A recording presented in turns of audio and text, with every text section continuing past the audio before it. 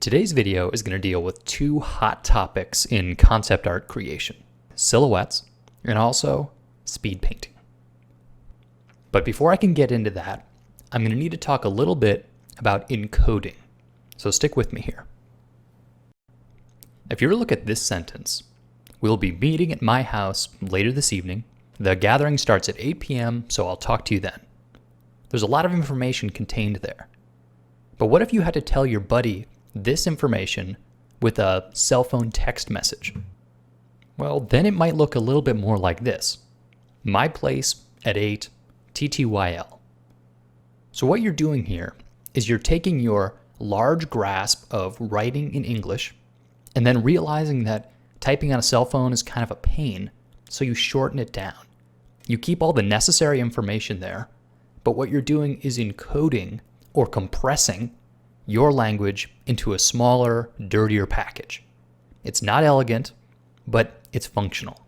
And generally speaking, the person on the other end of the cell phone is an English speaker as well, and they can decode this condensed version of the sentence into that original, longer version of the sentence.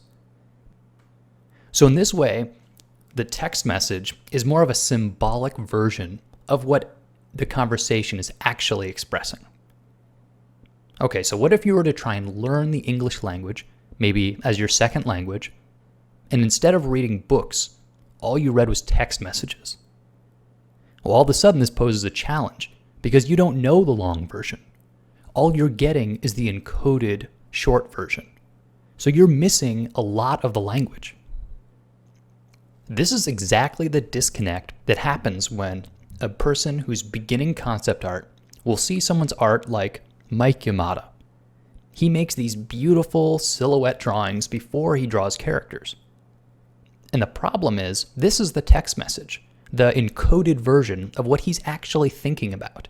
This is a shorthand for him to remember later, maybe pick a couple of them, and then develop the actual imagined character he had in his brain the whole time. This guy really knows how to draw. He's got very good foundation drawing understanding. He can do perspective and analytical industrial design drawings with no problem. So when he draws a thumbnail, he might be envisioning way more than the final product would suggest. So the problem comes in when an artist sees those final thumbnails and says, oh, that's what I want to make. That's going to be my end product. So they copy the aesthetic style of those silhouettes, not realizing that all it is a shorthand version of what that artist was thinking of. Well, the next hot topic I want to talk about is speed painting. And this is the exact same affliction. Artists will see a painting like this. It's a beautiful piece by a guy named David Levy. And they'll say, wow, look at that. He just threw some paint down on the canvas, and all of a sudden there was this sense of a city. It's beautiful.